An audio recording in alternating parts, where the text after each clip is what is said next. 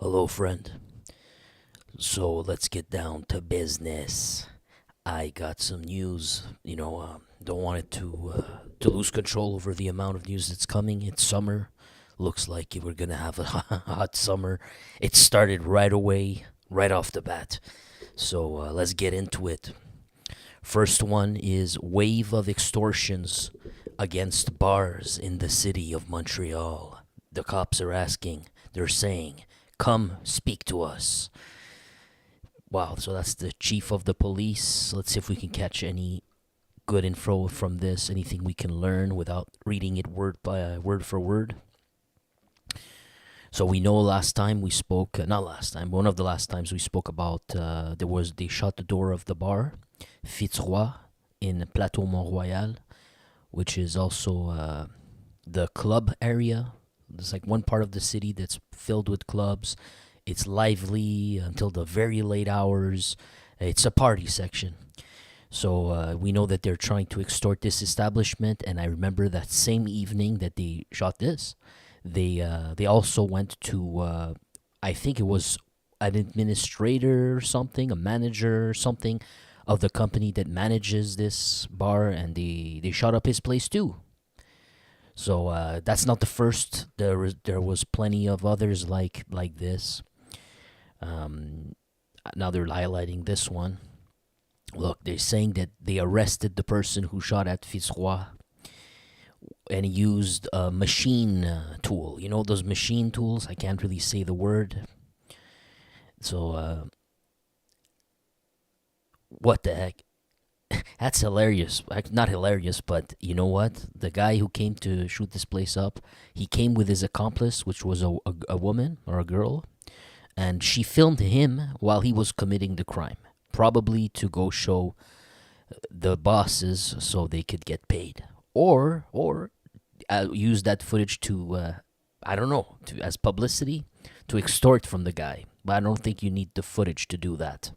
So I'm guessing it's just to show proof. It would not be the first. We've heard about these before. The accused was a 19-year-old Stichi Valme, and the 19-year-old is good for us. It fits that pattern. It's young ones being sent to burn those vehicles, to send rounds at these bars. Gagnon Alain, salut, frère. Donc, Gagnon Alain, le même bar, the same bar. We're still talking about that same bar because the cops are now saying that we want people to come who own these bars not to be afraid to come speak to us. They arrested the guy and the girl who did that, but they didn't do it out of their own volition. Somebody told them to. You know the drill. And he's calling these people are lazy. They're using this infraction to make money.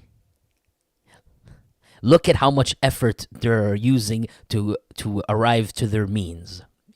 Spoken like a true cop. And you see on the left on the pants there, he's equipped for his publicity, public relations event. Not that he needed that, but I think it looks cool. That's the first. I haven't seen that before. And you see, even the cops are saying this right now. The quote: "Arriving to summer, we see a revival of these kinds of event, and we're gonna attack them." And it's not true that we're gonna allow this to happen, basically.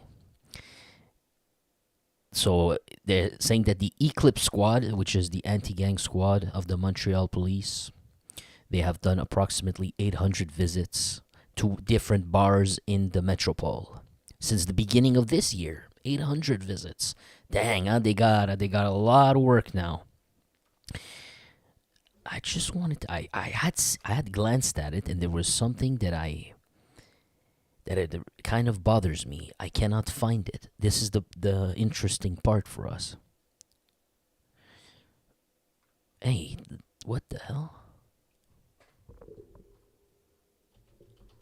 Ah, there you go. I just remembered one word. This is the part. So this newspaper says that according to our information, that these infractions are committed by a gang, who, according to our information, is controlled from prison by a hardened criminal. Who is this hardened criminal? That's the question. Is this Arab power, or we heard Arab with attitude? Is it one of these two? I think we read they said it was Arab with attitude, right? But he says one. So would that be, what's his name? Fouazi Amali or something like that? I guess they're talking about him. So there you go. One knockdown. Next one. This one's interesting, guys. A fire inside of a prison in Quebec.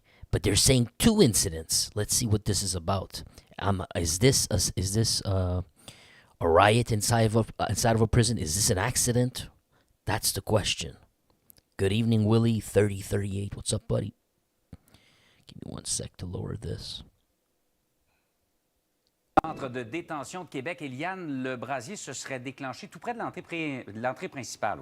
So the fire got started near the entrance of the principal, the main entrance. Exactement. En fait, le feu qui a pris vers 22h25 au 500 rue de la Faune, ici à Québec, c'est la SQ qui est en charge de l'enquête parce So it's about 10 p.m. that it started this que fire. l'incendie serait potentiellement de nature suspecte. Personne So potentially from a suspicious nature, n'aurait she été says. blessé. Près d'une trentaine de pompiers là, qui seraient intervenus rapidement. La fumée qui était visible à l'extérieur. On ne sait pas pour l'instant si des détenus ont été évacués ou déplacés à l'intérieur du centre. Okay, not very much information on Toujours à Québec, how many people got injured or how many they had to move around. Il y a un homme en crise aurait agressé sa mère à l'aide d'une arme blanche. Oui, exactement. Ça s'est passé dans un immeuble de la rue. Okay, that's another story that she started. Hey, we got footage. Let's see.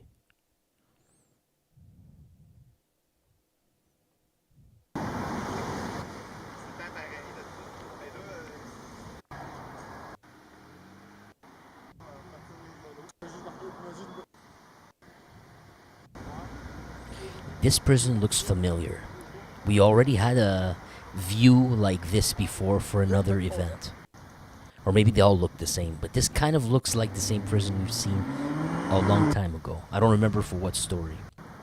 Could it be the same establishment? It's the one in Quebec, he says. Quebec City, I guess? Établissement de détention. I don't know. I'm looking for a name, to give you a name. Oh, the infamous prison in Orsainville. Is that it? The one with plenty of action. We've heard about a BFMer getting killed or beat up, things like that. We always come back to this prison. It always shows up on our feeds. But they're not sure. They're saying they think it's suspicious. But anyways, okay, now they're saying nobody was injured. All right, maybe we get an update on this one day. All right, next one is suspicious indeed.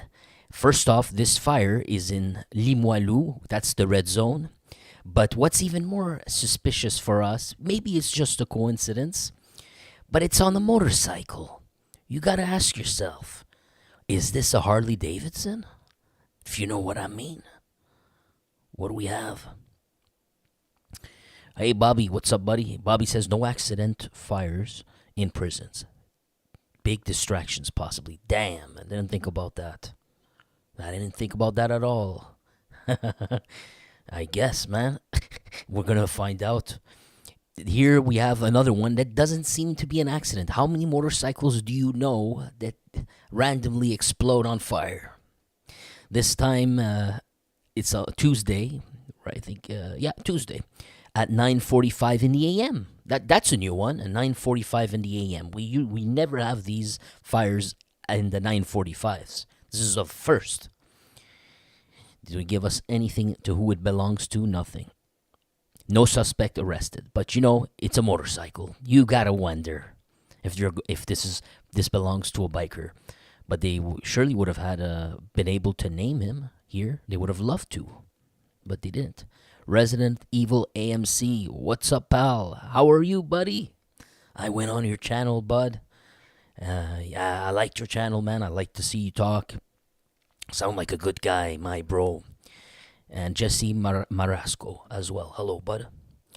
All right, next one. We continue, I think, with A suspect, oh, I thought it was a fire for a moment. A suspect accused of sequestration in Rivière-du-Loup.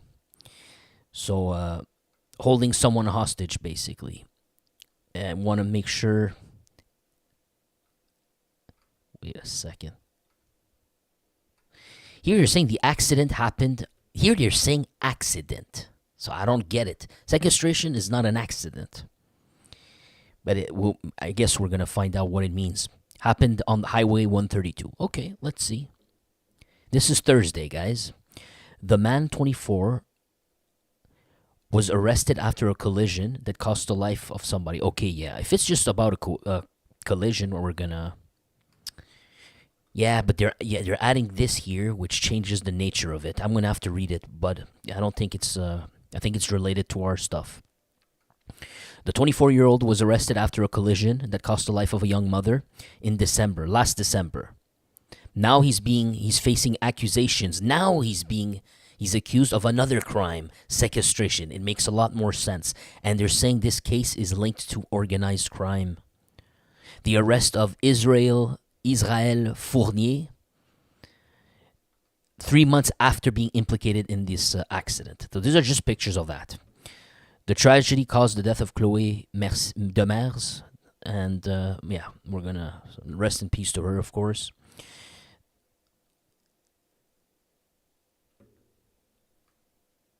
Okay, the 24-year-old was accused of possessing stolen property or a property obtained through crime, driving with, drunk probably, or under the influence, causing the death. Okay, now armed violence. Now, on top of these presumed crimes, Israel Fournier was equally accused of sequestration, extortion, armed assault, and inflicting bodily harm. The acts themselves happened in Rivière-du-Loup. Now they're saying in the last days. So I guess he went to this accident, he got released, and in the last few days, somehow, now he's being charged because he did something else. This one's not an accident. Sequestration and assault and all that, and extortion in Rivière-du-Loup.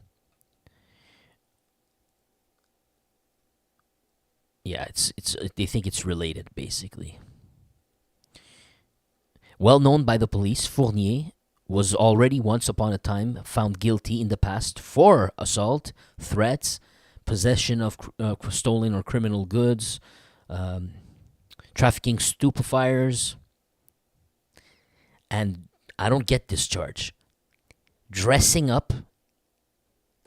Someone explained to me before dessin criminel what it meant. We already had this conversation. I cannot remember what this meant, but he has a charge for disguising himself. And after that, it's under. I don't know what exactly this means, but someone explained that to me. But I guess he trying to cover himself up. I wonder what you can get charged for that. So if I if I go commit a crime, I get charged for the crime. But if I dress to commit the crime, I also get a charge for that? That sounds ridiculous. Something I'm not understanding here. Oh, man. And,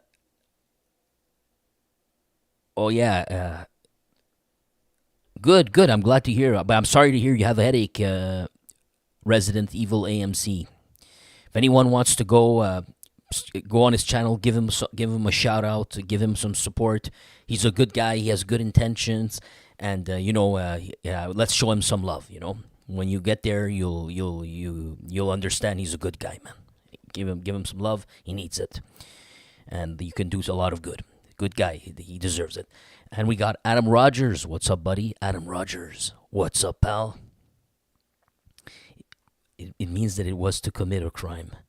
Right. No, I'm just confused why you can charge someone for dressing up, I thought the crime's enough. They're charging you because you dressed up too. That's getting ridiculous.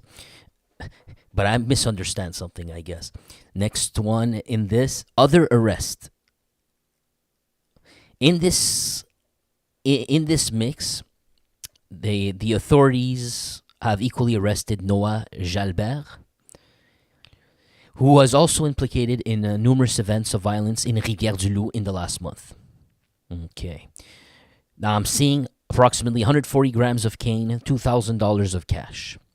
So anyways, we could just say this is going to be somewhere down the pipeline of the independent traffickers, or most likely, but I don't know yet. But we'll leave it at there. We won't waste too much time on this. Now, this one's more interesting. We have an operation, it says here, search warrants on the South Shore. It's going to be the South Shore of the Red Zone, Quebec City. Okay? Because it has BFM here. It says BFM targeted a second time by police. What do they mean second time?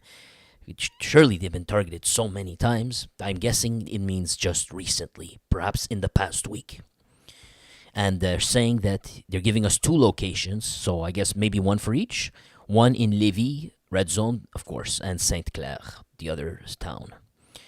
So they're attacking the BFM, they're saying. A second wave of warrants or searches in 24 hours. No less than 80 officers were mobilized in an investigation that started in February. At this point, I'm no longer keeping track of the investigations. I'm completely lost. But what I see here is a garage here. Is that right? Somewhere where they work on vehicles, anti-rust, painting the vehicles, coloring it, cleaning it, multi-shine, it says. Okay, what is this about? There got to be one of the locations. Yeah, it said the residences and the commercial garage tied to the organization under the commanding orders of influential members of the BFM were searched. Oh, so they're not just simple street gangs, right? They're making so much money. They have to launder it. They have to look like they have a job so that they can buy stuff, right? Justify it. These days, you can't just walk into a bank and just deposit $20,000 without being asked so many questions, without having a red alert on your account and flagged. It's crazy. So you got to have these types of businesses. Hopefully, you could say you received cash payments. But as long as it's a reasonable amount, because the bankers, they even know how much business you're supposed to make in that corner of the street for this type of business. As long as it's reasonable, they can't do nothing about it. Someone paid cash. Let's keep going. And that's the residence. So it was a business, it was homes, he said, homes, plural, and business, one business. I guess that's the one. A man and a woman, 25, were also arrested. So they're talking about these businesses owned by influential leaders or members of the BFM. Who are they? I do not know. But then they're saying there's other arrests. Man and woman, 25. Now, 2 times in 2 days. There you go. That answers our question, which was rather obvious. Where are we? Yeah, they're just saying about the second operation. The residents and vehicles belonging to the BFM were also searched in Lévis and Quebec. During this operation, they got a 45, the tool, with a series number. Usually the tools come with a series number. Don't ask me. I don't know how this stuff works, but there's a number on it, and you can scratch it off. They'll scratch it off so it's unidentifiable, and for sure that's going to be illegal. And a certain number of cane and $2,200 in cash and 11 cell phones were seized in this operation. 3 men and 2 women were arrested. So remember they said two operations in a week, right? 2 in 2 days. So this is the previous one with I just mentioned the 45, with the series rubbed off, the $22,000. This is the previous one. The most current one is this one with the garage and the home. But they're not I don't really see them mentioning what they got from it. All right. So BFM under attack by the cops. Is this the same article? Yeah, I got this article twice. Sorry. Even 3 times. How did I get this 3 times? Strange. All right. Now, this might actually be talking about the previous one. Sorry, I had it in reverse. Major hit targeting the BFM. 50-ish police officers deployed in Quebec and Lévis. So you got new pictures. Doesn't look like the same garage here. Although I do see a bunch of tires in front. Maybe. No, it doesn't look like it. The other one, you remember, it looked different. Or, man, who the hell knows? Let me just double check here. This one, it said, was Lévis et Sainte-Claire. Look, you see, it looks different. I can't be crazy here. It doesn't look the same. We don't have the yellow stickers in front. Okay. Yeah, it says, just trying to skip if you don't need to read. Okay, so one thing they're saying is Picturmel was arrested in Italy in March, right?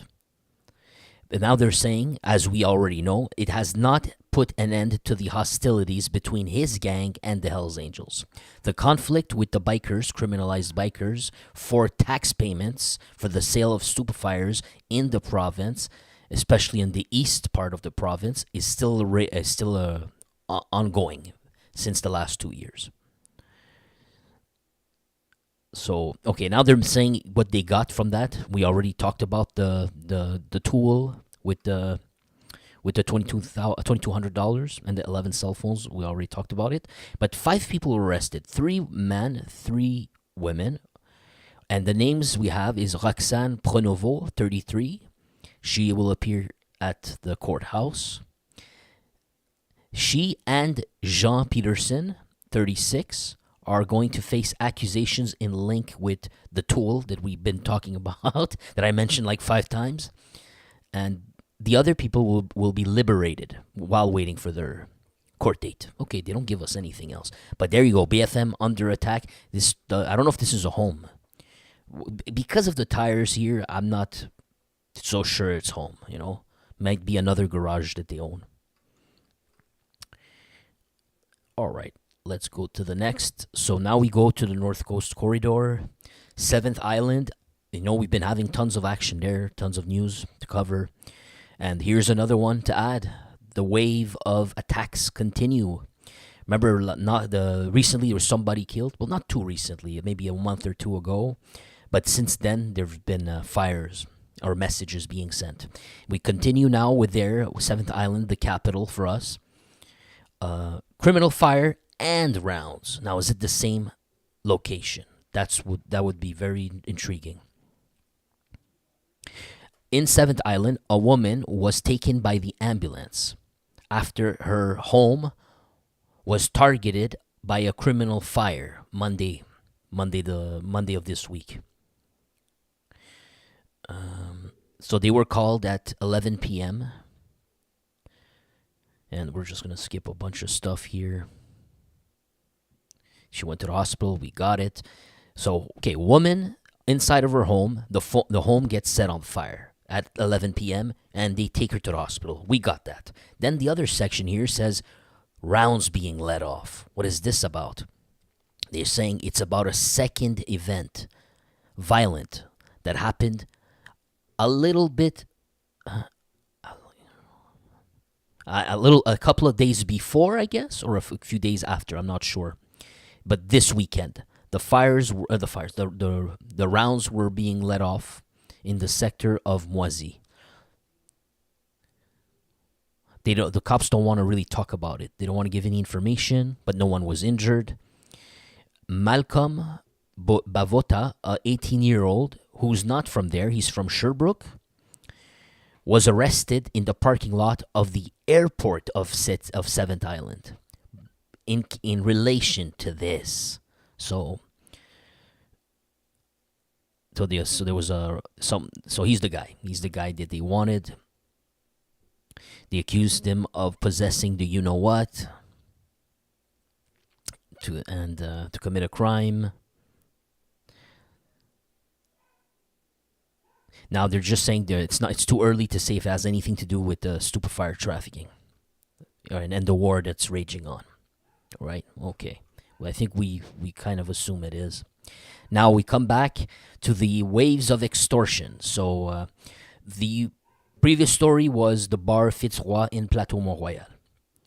But the stories before that we had, a lot of them were in the old Montreal, the old downtown, if you will, the old Montreal. And I think it was where it intersected Wellington. I'm not too certain about anymore. No, maybe it's a little bit further. It was in the old Montreal, and we had Arab Power allegedly setting fire on that building that lawyer owns, which would be the second of his buildings being set on fire in the last few years. And then they targeted his law practice firm. They shot up that place too. And then we had also the reunion spot for the bikers, the mafia, the street gangs. They kept going to eat at that restaurant. You remember that? That's in the old port as well. They would all go there. The cops knew it's their hang around spot. There's events happening there, etc. So the old port. And then we found out there's two or three gangs that are extorting the downtown area between the downtown towards this old port. Many restaurants, many stores have been getting... someone will leave an envelope asking them for money to the owner with a bullet inside. So we've had that, and then a couple of weeks later, they will send one of their stooges to go inside of the store and live smash everything while customers are there, and they basically scared the hell out of everyone. That's what's been happening in that area. Now, I'm reading here, so just to give you a better idea before we just read this, it says, rounds being let off on a restaurant in the old Montreal. So, there you go. What do you think this is about, man?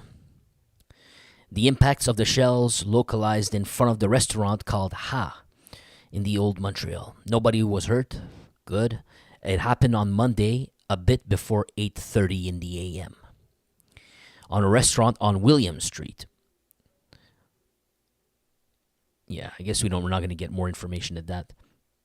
So, but the investigators have found images from cameras, surveillance cameras, which they will continue to scan. But no arrests for the moment. And the rest, yeah, there you go. It continues. You know, we're not shocked here. You got to be kidding. Is there more? Or did we read this one? Which one? No, I have. No, I had this one for you for later. Okay, good. All right, now we get to the Hells Angels biker stories, boys. So, yeah, it's the stuff. It gets how we start with the small stories and we go to the bigger ones. That's maybe more interesting. Hells Angels fighting fire with fire, it says. This one's from the 14th of May, so 2 days ago.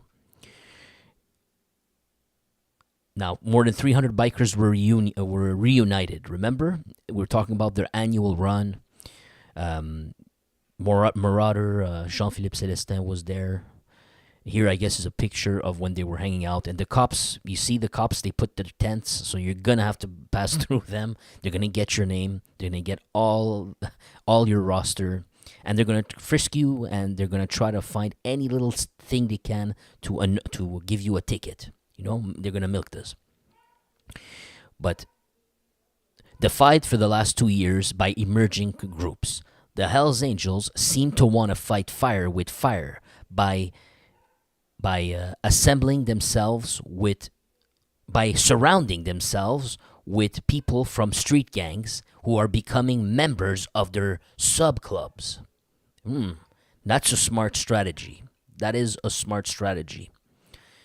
Which started off with Maurice Montboucher, who did that for the first time when he recruited the first black into the Hells Angels fold under the Rockers MC in the 90s. He was the odd one out, which made it even more cool. But here you have it. This strategy now is no longer optional.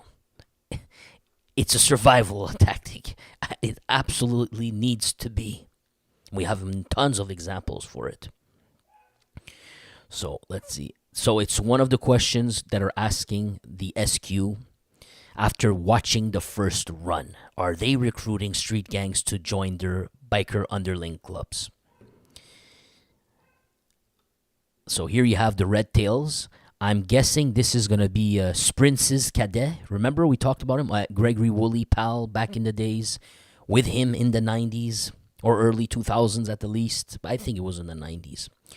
Now he's officially a biker, a red tail. That's the only person that they named, and I see he's black. So it's who else is gonna be? Next one, Marauders MC. Of course, they're trying to show us Jean-Philippe Celestin. And then we have a new one. The new one that I still don't know. Who's this mystery man of the hour? My apologies. And is he black or is he some other ethnic group? We'll find out. He's from the Red Bones Nation. Okay. Let's continue. It's gonna be him. We're gonna learn the vest of the Red Bone Nations. Okay. For the first time, police are surveilling the event, and they observed the vests of a new group, the Red Tails MC, which the vest was being worn by Danny's Prince's cadet. Okay, it's Danny's Prince's. Here you have him. And Cadet 54 is an ex-lieutenant of gang boss Gregory Woolley, who was assassinated in Saint-Jean-sur-Richelieu in autumn of 2023. The two men were part of a gang that was working for the Hells Angels in the downtown of Montreal during the 2000s. The gang's name was the Syndicate. Cadet was arrested and condemned, condemned for numerous investigations in the 2000s. So here you have a classic photo of what I was talking to you about. Exactly what I was telling you. My memory's not too bad. It says in the 2000s. So this is the syndicates, the original syndicates. The street gang, and they look like they even have their own sort of vest here, right? It's not a biker vest, doesn't look like. Because usually the biker vests have a lot more things on them. You know, they have to have these specific things. I don't see it. But it is the syndicates. And if you look at this picture, Danny Prince's cadet is on top to the left. So it's going to have to be him. I would not have recognized him, honestly. So there you go. You see how long ago this was right here. That's the guy who's now wearing, you don't have it, wearing this right here. So, my apologies. Okay, and then it's hard to tell if which one of these Gregory Woolley would be. If Gregory Woolley's in this picture, I would say it would be him on the bottom right. Funny thing is, in this picture, if it is him, which I'm not too sure, the face is kind of too different. It's just too different. It doesn't look like him. But I've seen other photos where they point to this man right here and they say it's Gregory Woolley. I don't know, but I was never 100% on it. The face is just too different for me. But yeah, it's probably not. I don't. Something's not. Something maybe not. But I'm not leaning on it. But this is Danny Prince Cadet right here. Okay. According to the SQ, the Red Tails would be grandfathered by the Hells Angels of the Three River chapter. All right. The Protectors. The ex-chief of gang, Jean-Philippe Celestin, has been seen for the first time on a motorcycle, harboring his Marauders MC vest. Celestin and other members of this gang are part of the underling biker club for the Hells Angels section of Montreal. Celestin had become the right-hand man of Gregory Woolley before this last one was killed. And they're talking about him right here. Keep going down. According to the SQ, another group created about 1 year ago, a new group called the Red Bones Nation MC, who figures among his ranks 2 ex-gang members, of which are Jerry Fleurmeus from the Prophet Boys. There you go. This is a big one here. This is a big revelation here. So Red Bone Nations, note the red here. Then we got Prophet Boys, the street gang that we've been talking about over and over and over. But the funny thing about this is I think we had found out that the Prophet Boys, at least 1 or 2 of their members, were working with the BFM. This was practically confirmed. So this is a very odd scenario to be. But we did learn that there was a splintering among the Prophet Boys. I think that was the gang. They said that there was a this argument inside, based on the sides that were being taken, which would make sense now. Because here you have someone going directly against that, a leader or ex-member of a street gang, Jerry Fleurmeus from the Prophet Boys, who would be playing the same role as the Marauders and the Red Tails for the Hells Angels. So Jerry Fleurmeus wearing his vest. Here you go. We can't see the vest, but you could kind of see it. Now, we continue to read. The quote, "We have never seen among the Hells Angels as many gangs from ethnic groups," affirms Pierre Mathieu Vivier. Now, I gotta ask you, how coincidental for the last 20 years there was none of this? None. Or if there was, I didn't hear about it. Magically now, in the last year, this is flourishing. They didn't need them before. Now it's necessary, looks like to me. I'm just an observer. Trying to figure things out. But they didn't need it. They didn't want it. Now suddenly it's like, yeah, welcome. Well, come. We need as many of you guys as possible.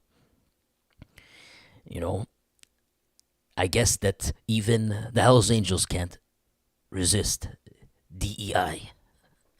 Now, we're in a new world. Now, it says here, during the first run, we told ourselves that more and more Hells Angels are getting closer to members of gangs by allowing them to become part of their supporting clubs. And we see that among their structure, the Hells Angels are trying to integrate their supporters into a program to make them work for them and to assure their loyalty. The police believe that these street gangs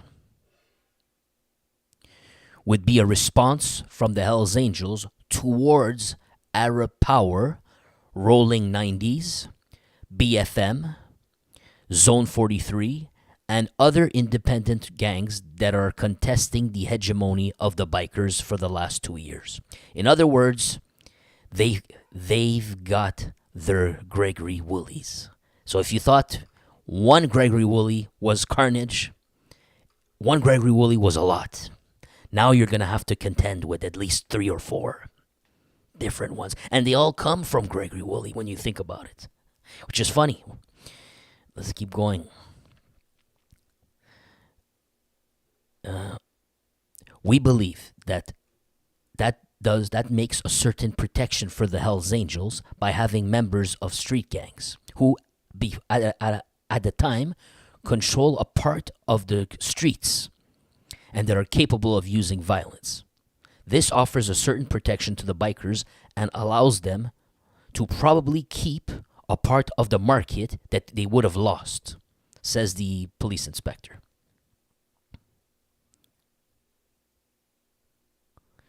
There you go. The diaspora of hell. During the first run of the year, the police have equally witnessed an ex-member of the Hells Angels of Sherbrooke, Gaëtan David, wearing now, we talked about him, yes, last time, a vest from Thailand. Another, you can see him, another Guy Dubé, before being part of the South chapter of Quebec, has now left for the last 2 years to be part of the section of Philippines. So Thailand and Philippines. You got to ask yourself why. And yeah, I'm wondering myself if there's a stupefier interest in Philippines. If there's a reason to want to expand there. All I could tell you is the Wolf Pack had one of their guys try to go Or he was maybe escaping the law. Maybe that's the reason. Maybe it was for a need. But he went to Philippines. And he tried to set up his own stuff down there. But in Philippines, they don't play. Once they catch you, it's not like Canada, where they slap you on the wrist. I think the guy's doing life in Philippines now with no way to come out. He went there with an Iranian dude, or a Canadian Iranian dude. So I know that guy's for a need, so I guess that doesn't make too much sense. But I'm asking myself, why Thailand? Why Philippines? Let's keep going. So now, 2 other Hells Angels from Quebec who are also harboring colors from another country, notably Aurel Brouillette and Steve Rainville, who have worn the patches of the section of Santo Domingo from the Dominican Republic. I guess they're both wearing it from the Dominican Republic. But this is not new. This is not new. This is old news now. This is like, what, a decade old news. The Dominican Republic. I think there was a picture. Don't quote me on this. I could be wrong, but there's a big picture of the Hells Angels together, a roster picture. Not an official one. Just they're hanging out, but they're all in a group photo. I'm pretty certain I saw Casetta in that photo and a bunch of other ones. Now, I'm not 100. My memory, I might be imagining this. This might be completely just my wrong memory. Sometimes you hallucinate. I don't know if I saw David Wolf Carroll in one of those pictures. And he's on the run. Maybe someone can confirm. That would have been crazy. Maybe it's just faulty memory of mine. Now let's keep going. Or someone who looked like him. Next one. According to the SQ, numerous reasons could explain this migration towards other countries. One of the bikers who has expatriated, I guess who has left to other countries with his patch, once confided to investigators that he had enough of the heat from the Quebec police. Makes sense. That would be a good reason. Now, another thing here. They're talking about this. I find it interesting. The words are the internal conflicts inside the same section. The links between family in other countries, or maybe just to be able to conduct lucrative criminal business. Maybe those are reasons. That's what we're saying. Yeah, they're saying that could also be other reasons to become member in another country. Okay. That was an interesting article, huh? We learned a lot. What did we learn? We learned that there's 3 clubs now. Red Tails, and this one's going to be Sprints Cadet. We have Marauders, of course, Jean-Philippe Celestin. But the new one, the most notable for now, is going to be the Red Bones Nation. With the red here, is going to be an ex-member of the Prophet Boys. And in there we have, it's going to be hard for me to remember his names. He has one of those cool names, the Haitian names. Let me just find it again. Fleur Meus. I just know my Haitian people. I can read your name, man. Random person will have a hard time pronouncing it. I'm pretty certain I pronounced your name great, bro. But he got Jerry. Of course, it's Jerry, It wouldn't be complete without Jerry. So Jerry Fleur Meus, if you want in English, it'll be Flower Meus. Like, just think Hercules, but Flower Hercules, kind of. And always got these how you call it, these mythological names, man. Okay, so yeah, it was pretty fascinating article. There you have it, man. We learned a lot, and then we had the confirmation that it would be these 3 versus Arab Power Rolling 90s, and there was another one. We just want to make sure we solidify this knowledge. BFM, we knew that. Zone 43, and other independent drafters. Okay. Very important article right there. Okay, next one. Condemned for possessing a tool. An aspiring Hells Angels was not able to wear his vest for very long, they're saying. Now, I'm seeing a vest, I'm seeing Montreal on there, and I'm seeing the logo of the Montreal Police as a seizure. The vest of a hang-around of Ryan El Ali. We did speak about him. Before. The name rings bells. Found at his home on the 29th of May, 2024. During the weekend of the 25th May 2024 in Quebec, Ryan El Ali. Wow. Okay. He upgraded. He was promoted from member of the Marauders, underling school of the Hells Angels, in order to become a hangaround of the Hells Angels. He was on his trial period, if you will. He was actually promoted. Imagine that. So we got the first ethnic person trying to get a promotion inside the ranks of the Hells Angels of Quebec. There you go. Times are changing. Big time.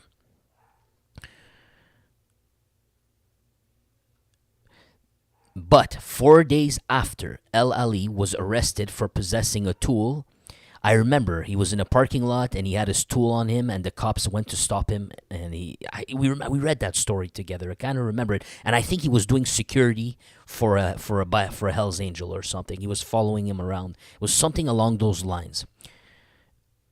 So 4 days after getting his hang-around vest, he was stopped. I guess they're talking about that, which we should already know, but we forgot. He did not get the occasion to wear his new vest because it was confiscated for destruction. There you go. Last March, El Ali. So the event when he got arrested was on the 24th of May. Now they're talking about this year, March. Let's just to put it in perspective.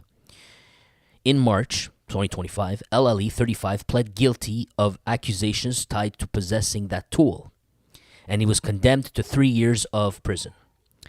Tuesday morning at the courthouse in Saint-Jérôme. Okay, yeah, we're gonna skip we got it.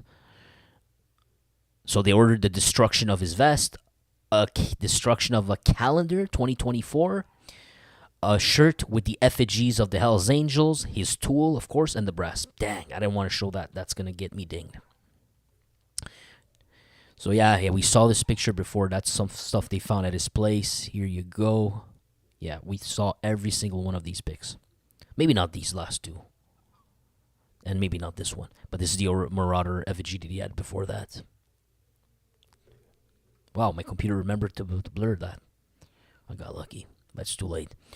Now, in revenge, El Ali was able to recuperate his Marauders plaque, so effigies and stuff, inscriptions of the 81, bottle of wine. So they didn't destroy everything. They let him grab some things back, and $12,000 in cash. Yeah, okay. Now he has a how you call it, because you're detained while you go to the court and you get sentenced, you get times and a half, right? That's what they're saying. Because of that, he only has 1 year and 8 months left. Makes sense?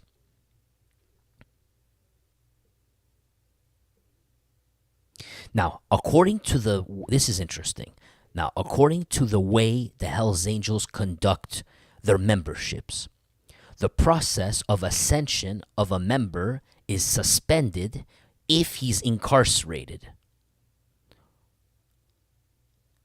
as long as the individual has some sort of court orders against him, such as being on bail, for example, or parole. That's the word I was looking for, parole. So while you're on parole, your ascension, your promotion or whatever you were working on and becoming a full patch Hells Angels, it gets suspended while this happens. But it could resume once that court status of being on parole or something like that gets removed from you. Interesting. Makes sense. Now, continuing this, going back, it says. Now we're going back last year again. Spring of 2024. A source has indicated to investigators of the Eclipse Squad that El Ali was moving with a tool. Okay, that's talking about that bust last year, how they caught the guy. The investigators then, this is good, it's a recap for us to remember. You see, and you can also check how my memory is not that bad, It's literally telling you what I told you. I'm surprised. The investigators followed him and observed him for a couple of days before apprehending him in company of the Hells Angels of Montreal, Vincent Boulanger, the bread maker. There you go, man. I'm not bad at all. I had this one, despite I wasn't so sure. But I had it. That's my job, bro. I try to remember all these articles that we read day after day, and you see how many there are, no? speak at like 1 hour at a time with you every other day, man. And after a year, to be able to remember this person with who he was arrested, it's pretty remarkable for a guy with bad memory. But there you have it. Ryan El Ali, you could say, in Quebec, as according to my knowledge, my limited, very limited knowledge, he just broke the record in Quebec. The first ethnic guy to join, almost to join the Hells Angels, as destiny would not have it yet. All right, next story. Next one. So, he pretends to be part of a underling school of the Hells Angels, or underling club, because of his love for motorcycles. A member of the Marauders of Montreal is risking 4 years of detention. Here you have them. Pieces of his vest and effigies of the Hells Angels and their underling school, the Marauders, were found at the home of Carl Saint Louis. Okay. A member of the underling school, the Hells Angels, risking 4 years for detention for trafficking stupefyers. He's swearing that it is only because of passion for motorcycles that he decided to join the Outlaw Motorcycle Club.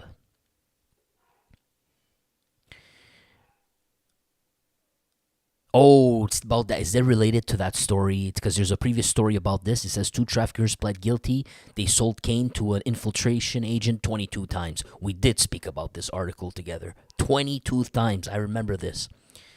Cal St. Louis saw the cops coming at his place in June of 2021. They found a tool, 9mm, at his house was charged, and 50,000 units of M&Ms, multiple cell phones, and close to $33,000 in cash. Here you have a bunch of this. I guess these are the M&Ms that they got. There's 47 bags of them. How many in each? I don't know. But a total of 50,000 units, it says. Now, Saint Louis possessed multiple items, jewelries, effigies of the Hells Angels, Marauders. Here you have them. He had the patches. Saint Louis is a full patch member of the Marauders, confirmed the police. So he had an accomplice, a Kevin Majorin Chrétien. So that was 2 people charged. Remember, 2 people for the stupefier trafficking. They were infiltrated 22 times or seen 22 times selling. So that was the other guy. Now, a banal implication or trivial implication. What does that mean? The 2 men have already admitted their guilt in participating in a stupefier network on the South Shore of Montreal. Cal St. Louis is hoping to avoid a 4-year sentence. So he's still in the court. He's not condemned yet. He's fighting it. But the 32-year-old man, Cal St. Louis, still seems to trivialize his implication at the heart of the Outlaw Motorcycle Club.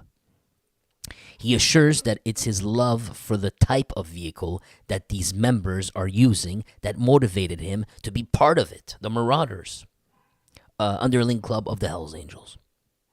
Here's a picture, a group photo from the back, but of course Jean-Philippe Célestin is not in this photo. You have him.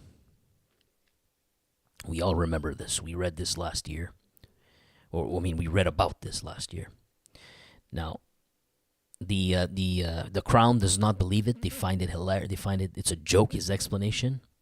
This signals a minimization of your links with the Hells Angels. It is not the passion for motos that brought you to wear these patches, but your belonging to and support to the Hells Angels, rather.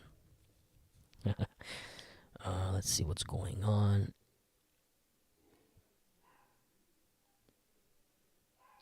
Yeah, so symbol of violence.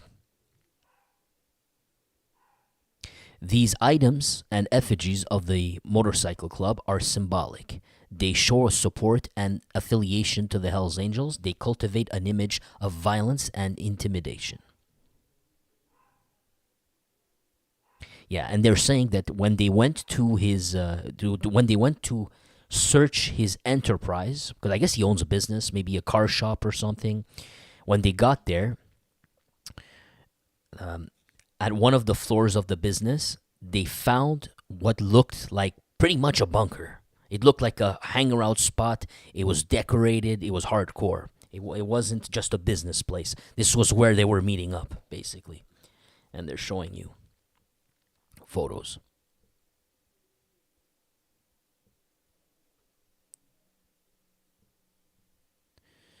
All right. And yeah, I remember we saw this photo together.